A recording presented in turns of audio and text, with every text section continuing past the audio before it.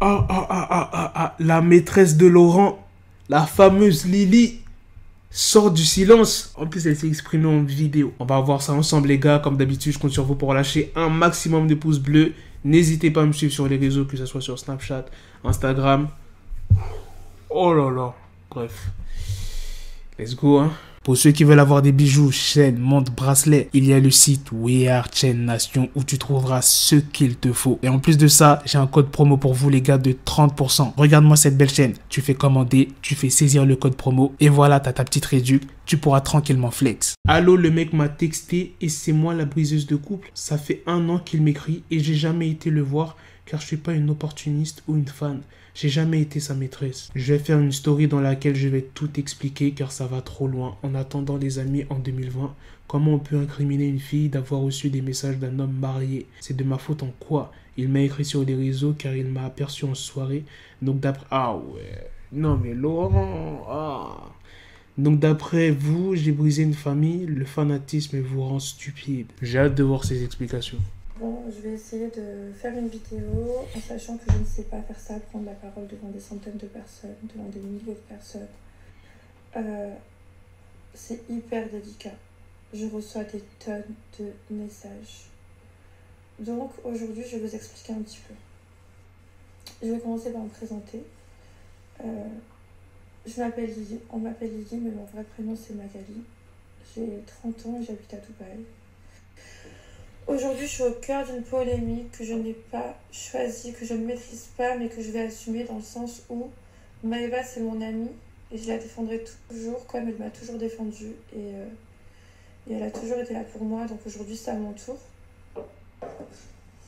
Donc voilà les amis, Laurent et moi on s'est rencontrés au cours d'un anniversaire car on a des amis en commun, mais on ne s'est jamais parlé. Il m'a DM à force de me croiser aux mêmes soirées, aux mêmes tables, etc.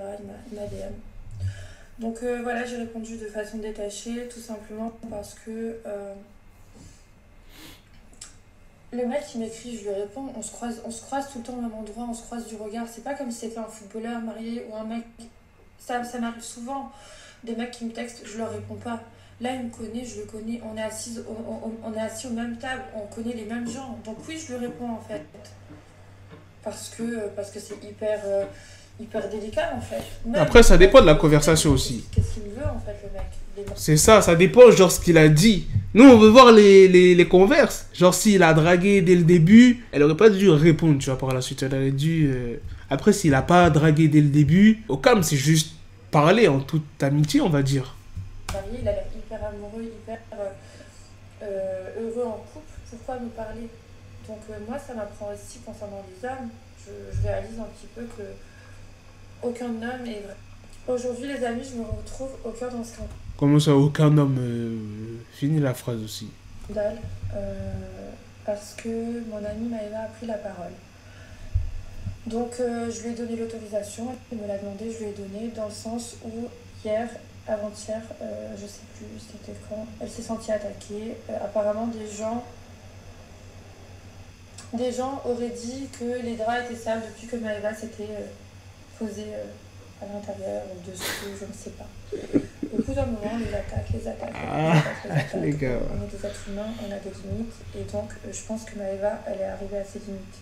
En sachant que j'avais ça depuis très longtemps et qu'elle ne m'a jamais demandé de lui donner. Elle ne m'a jamais proposé quelque chose en échange de ses preuves. Elle ne m'a jamais influencé ou conseillé de dévoiler ça. Au contraire, je lui disais que je le dirais jamais. Et elle me disait, tu as raison, il y a des enfants, il y a un mariage en jeu, ça va trop loin. Donc du coup, là, elle s'est sentie attaquée, elle a perdu patience, ce qui est normal, on est des êtres humains.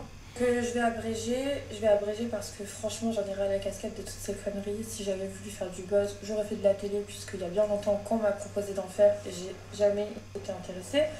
Donc voilà, pour vous dire que ça c'est clair, le bad buzz, ça m'intéresse pas, le buzz tout court, ça m'intéresse pas. Là, je reçois des messages pour me dire que je suis la maîtresse de Laurent. Alors non, je n'ai jamais été la maîtresse de Laurent. Je ne l'ai jamais embrassé, je n'ai jamais couché avec lui, je n'ai jamais été au restaurant avec lui. Ça a été des échanges de messages. Pour tous les fans de la GLC Family, apaisez vos cœurs, calmez-vous. Attends, c'est vraiment vrai? Parce que j'ai regardé la vidéo de Laurent. Il a dit ouais, message s'est trompé. Donc ils ont vraiment pas couché ensemble. Ah, je sais plus quoi penser. Arrêtez de m'insulter. Je suis juste une personne qui a reçu des messages, qui a répondu de façon détachée. Si vous voulez, je vous les reposte parce que Maëva les a enlevés hier, parce qu'elle a reçu des menaces. Moi, je peux les reposter, puisque maintenant, foutu pour foutu, autant que vous sachiez tout. Voilà. Donc, quoi vous dire d'autre? Pourquoi je n'ai pas appelé la femme de ce garçon pour lui signaler que son mec était un petit peu frivole? Parce que c'est pas mon business, c'est pas mes histoires. J'en ai rien à foutre. Si aujourd'hui, à 30 ans, je ne suis pas mariée et que j'ai pas d'enfant, c'est parce que moi-même, je ne fais pas confiance aux hommes. Moi-même, les hommes ne me font pas rêver. Je vais pas aller détruire les espoirs de celles qui y croient. Je vais pas aller détruire des mariés. Faites pas confiance aux hommes, les femmes. Aujourd'hui, ça a pété parce que Maëva, elle a eu besoin de se défouler et je suis avec elle, je suis derrière elle. Sinon, je ne l'aurais jamais sortie.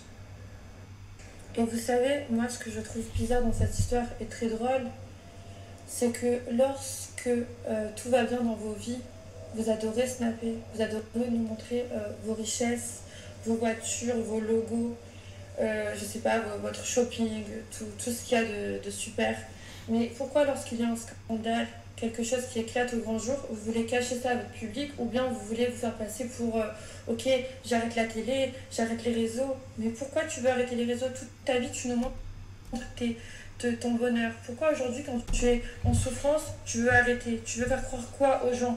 Que la vie c'est ça? Que la vie c'est magnifique, c'est parfait? Il y a plein de filles qui se sont trompées tous les jours, toutes ces femmes mariées qui se sont trompées tous les jours et qui pleurent toutes seules et qui subissent, qui ont des gosses, qui n'ont pas d'argent, qui n'ont pas de moyens. Google Traduction, là, elle parle chinois, là. Faut arrêter en fait. C'est bien beau d'avoir de la peine pour des gens, mais honnêtement, c'est trop facile. Elle a dit quoi? J'ai de la peine pour toutes les femmes trompées, je suis très féministe, mais c'était pas à moi d'aller trouver la femme pour dire ton mec m'a DM.